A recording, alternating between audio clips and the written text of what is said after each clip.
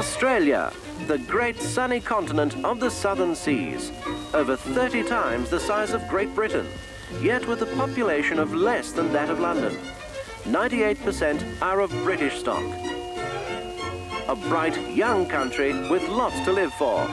We welcome you to share its great future.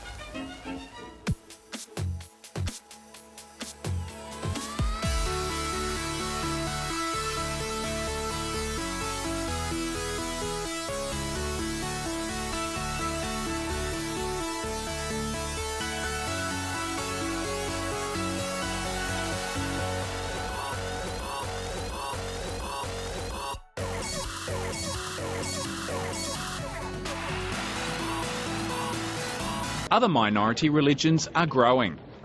Pantheism increased by 35%, Rastafarians by a cool 30%, while members of the Jedi faith now number 65,000, over 30 times more than Scientology. It's less of a stigma now. Right back in 2001 there was that stigma that it was a joke religion and that it was just a prank played on the census. But I'm finding that I declare myself as Jedi everywhere I go, and I'm finding less and less, say, heckling or giggling. Peter Lee has already applied to the tax office to have Jediism recognised as a religion. It is a serious religion. It's a very serious religion. More than half of the population of the world believe in a life force energy. We believe in the Force as our life force energy. Another minority religion that has grown is Wicca, which incorporates witchcraft. We want to be recognised. For a long time we've been, in the broom closet, and now's time to really stand up and be counted. According to the census, there are nearly 8,500 Wiccans, 4 times the amount of Scientologists. Well, I'm not surprised at all. There's been a growing trend for years now. I'm involved with running workshops, and so I've seen a dramatic increase in people's interests. One workshop that I've set up for later in the year sold out within a couple of weeks, and normally that would take months and months to sell out. Steve Kinane, Late Line.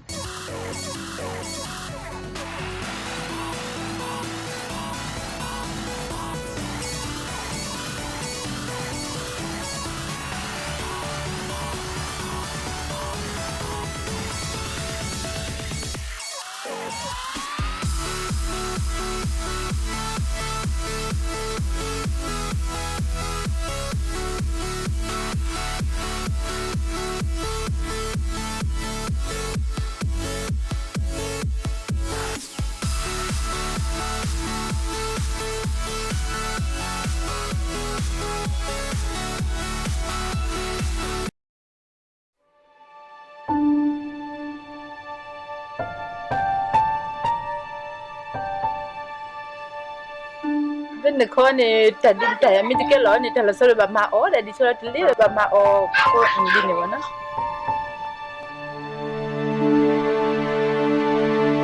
For over 65 years, the world's longest civil war has raged in Burma. Please join us by giving to the Christmas Bowl Appeal today. You can fill in the giving envelopes you can find in your pew, or use free call 1-800-025-101, or make a donation online at www.actforpeace.org.au. hsc.org.au/Christmas Bowl. Thank you for showing you care.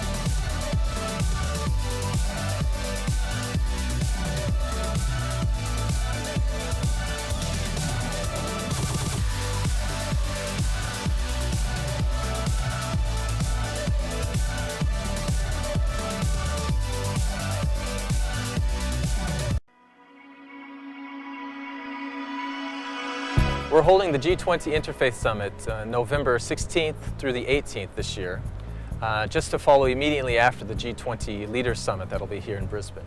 Now the objective is to bring together legal scholars, policymakers, and civil society leaders to debate and discuss the connections between two of the most important issues facing our world today: religious freedom and economic development. My role as Queensland Jewish Interfaith Chair, I work with different communities and open lines of communication between people who normally wouldn't sit and talk together. And I think that this is going to be the same thing on a much larger level. The reason why attending this Interfaith Summit is because, as an economist, I would like to bring in the economic perspective and help everybody else in this summit better understand the relationship between religious freedom and economic development from the point of view of economic mechanisms. This summit is a groundbreaking gathering. We're bringing together some of the world's leading minds to debate and dialogue around these very important issues. And in building bridges this way, we bring groups together to create innovative approaches to strengthening our societies. The Interfaith Summit is very important, and it matters because it's an opportunity that allows policymakers, thinkers, religious leaders, social activists and the like to come together and discuss the importance and relevance of religious freedom and economic development.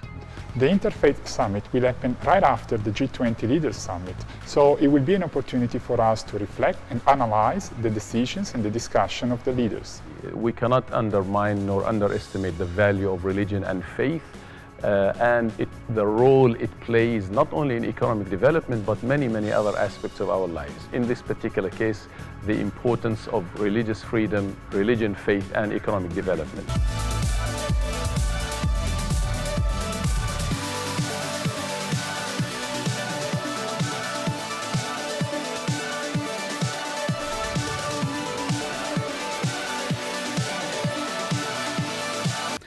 The time has now come for the nation to turn a new page. A new page in Australia's history by righting the wrongs of the past and so moving forward with confidence to the future. We apologise for the laws and policies of successive parliaments and governments that have inflicted profound grief, suffering and loss on these our fellow Australians.